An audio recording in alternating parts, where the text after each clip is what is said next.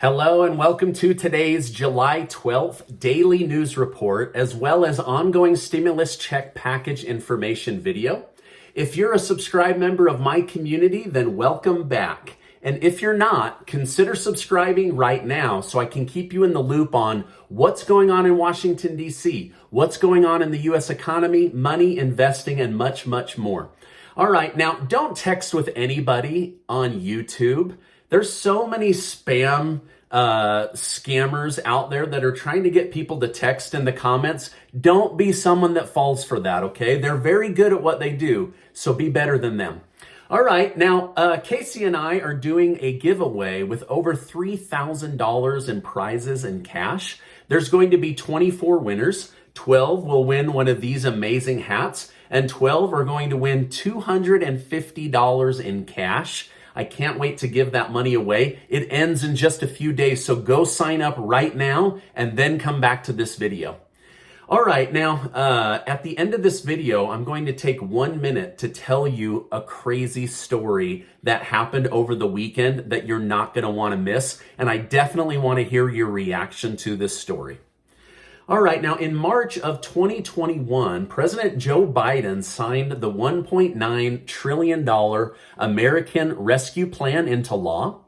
It gave states $350 billion collectively to weather the last year that our economy went through. However, now many states are saying that they have major surpluses in their budgets. There's close to $610 billion sitting in Washington, D.C. At Democrats' disposal, right? They control the purse strings on this money. Now, Democrats have been saying the American people need more relief. We need more stimulus programs. We need more stimulus checks, but the Republicans won't give us this money. Yet they've not once discussed repurposing this $610 billion that they have access to for a fourth stimulus check. Now, think about this. The $600 stimulus checks that Trump did cost just over $100 billion.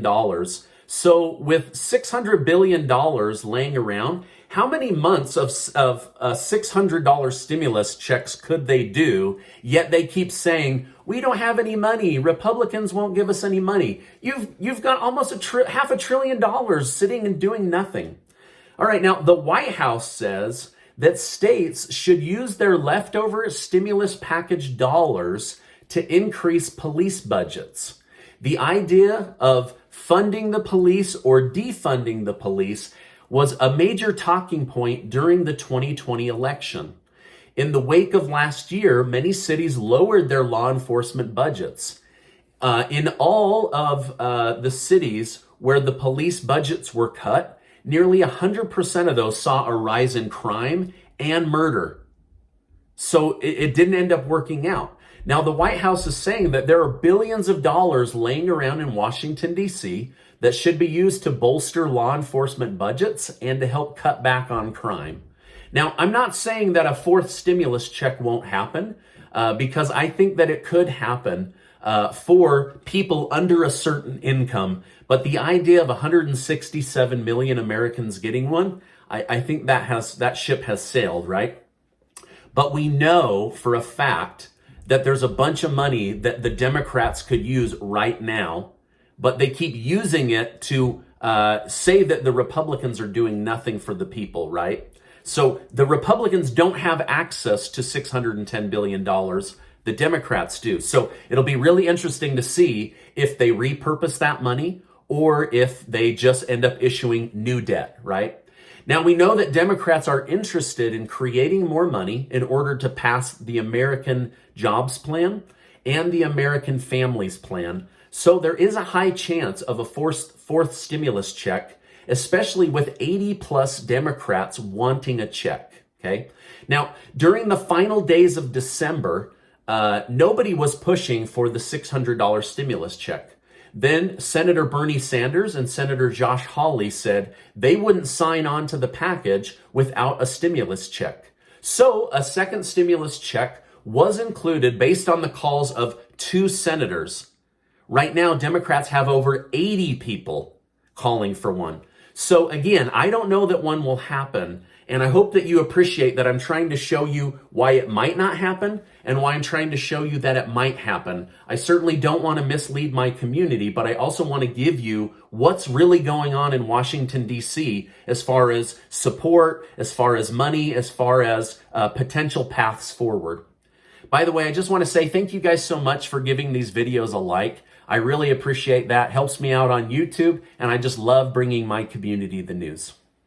All right, now Senator Sanders seems to be coming back around to helping the general public and seniors again. After the last several weeks, it seemed that he was only discussing programs that would benefit parents with kids. Sanders said we can't keep living in a country where a vast number of people live paycheck to paycheck. We can't have people choosing between prescription drugs and food on the table. We can't have people wondering how to pay their bills while the richest man in the world goes on a joyride in space. Sanders says it is time to tax the billionaires and level the playing field.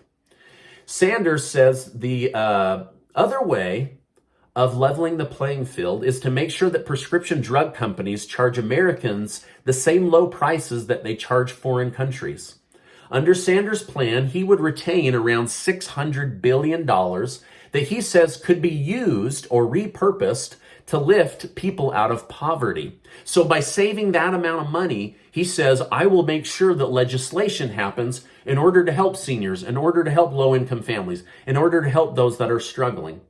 So basically, he's saying, I want to help the people of the United States versus the big pharma companies of the United States. Okay, now big pharma is a hard one to go up against, but Sanders seems to be up for the challenge. Now, Democrats have a tough week ahead of them to get the physical infrastructure bill and the American Families Plan, or the social infrastructure bill, ready this week. Leading Democrats are fighting three major battles. First, every Republican in the House and the Senate is against the amount of money that Democrats want to pass in these two bills because they worry that it will add between $5 to $6 trillion to the national debt. Second, Democrats don't have all of their own members on board in the House or in the Senate. So there's a divide among the Democrat Party. Now, many moderate Democrats are now pushing back on the bloated budget required to pass these two big bills. Many say that they want to help the people, but not hurt the country, or America's ability to compete on a global scale. Third, Democrats don't have the support for raising taxes on the people or on businesses to pay for these next two bills. If the bills could be paid for, I believe all Democrats will align. But right now, there is a fracture in support for these bills because of potential tax increases on American citizens and American businesses. Now, major Democrat states like California, New York, New Jersey, and Illinois already have some of the highest taxes in our country. Politicians from these states and many other states say that businesses and people can't absorb the tax increase that they're wishing to put on the American people in order to pass these two big bills. Now, when it comes to the physical infrastructure, Senator Schumer has 11 Republicans on board.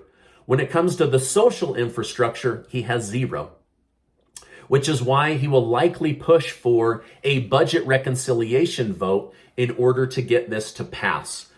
He says he wants to see things like green energy, revamping Medicare and Medicaid, free community college, free daycare, and a fourth stimulus check. Now, in a letter to colleagues, Senate Majority Leader Schumer wrote, "Our committees are working tirelessly with the White House and the bipartisan infrastructure group to turn their recent agreement into legislation." For this reason, Senator Sanders wrote his own letter saying a $6 trillion proposal to address the desperate needs of working people and the existential threat of climate change, and he is confident that Democrats will come together around a reconciliation bill that does just that. So Sanders wants to see a $6 trillion bill that would cover everything that Democrats want to have thrown in. But again, there's a major division in the thinking of progressive Democrats and moderate Democrats. And if the two can't find a way to work together, then neither one of them is going to get what they want. All right, now Schumer and Pelosi complained in the last few days that President Biden looked weak by walking back his veto threat. First, he wanted two separate bills, right? Then he wanted the two bills to pass at the same time. Now he says, I just want something to pass. So by flip-flopping and not taking a strong, hard line, Pelosi and Schumer say that he looks weak when he should be acting from a position of holding his ground and appearing strong. Now, over the weekend, Senator Mitch McConnell said a deal will likely come together, but we better find a way to pay for it because adding more national debt is not the right move. If the bill can't be paid for, then we need a smaller bill. If Democrats plan to just pass a bill and add to the national debt by trillions, then McConnell said they will be in for one hell of a fight. Now, two big announcements have come from Senate Majority Leader Chuck Schumer's office. The first is the Senate should be prepared to work during their August vacation if this bill isn't done. So basically he's saying, hey, if you guys want to go on vacation in August, you better get this deal across the finish line in the month of July, right? The second thing is Senator Schumer is accusing the NRA, or National Rifle Association, of filing a fake bankruptcy proceeding in order to escape investigation in the state of New York. Now, Democrats publicly oppose guns more than Republicans, and the NRA almost always has a target on their back. So Schumer is asking the federal government to investigate whether the NRA filed fake bankruptcy unnecessarily. All right, now I've spoken a lot about Democrats. I'll talk about Republicans for a minute. Republicans held their CPAC convention in Texas over the weekend. During that event, many Republicans spoke on plans for winning the 2022 election and taking back the House and the Senate. During that time, people cast votes for who is the front runner when it comes to future elections. Now, regarding the office of president, Donald Trump received 70% of the vote.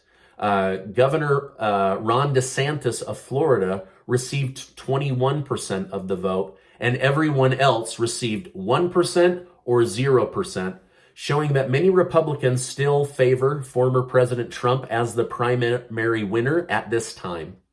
Now, Trump has not formally announced his run for president, but mentioned in an interview that he has made up his mind on what he will do, but then didn't say what his plan was, right?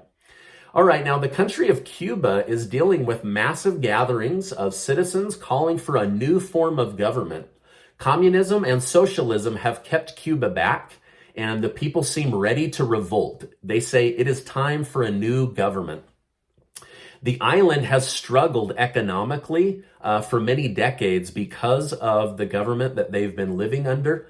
In fact, if you go there, it's like going back in time based on the buildings, the decor, many of the old cars. I'd actually like to go there because I love seeing these old classic cars. But anyway, they are now fighting for a new government.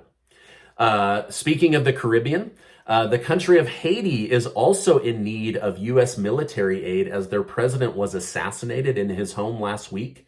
U.S. military is willing and able to give assistance during these difficult times. All right, now this is the crazy story I wanted to share with you. Over the weekend, American Airlines had to do something for the first time in order to save hundreds of passengers.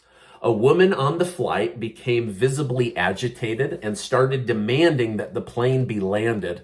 Crews tried to calm the woman down and thought that they had.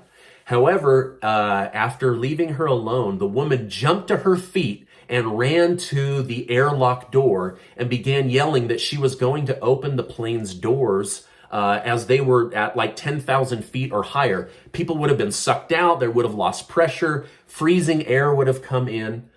So the crew had to restrain this woman as there was no air marshal or police on board. So the crew decided to duct tape this woman to her seat in order to keep passengers and this woman from harming herself. Now, it appears that the woman may have suffered a mental breakdown during the flight. Gratefully, nobody was injured. But this is just a crazy news story that I had to share with you. I don't know, did you guys hear about this? I'd be curious to know, how would you react if you were on this plane? Let me know in the comments, right? Was duct taping this woman to her chair the right move? I definitely want to hear your comments, so leave them down below, okay? Now, this is my update for today. As I know more, I will definitely come on and share more. Before you go, make sure to sign up for the $3,000 giveaway, which is ending in just a couple of days. I want to remind you that you are amazing. I appreciate you being in my community, and I'll see you on the next video.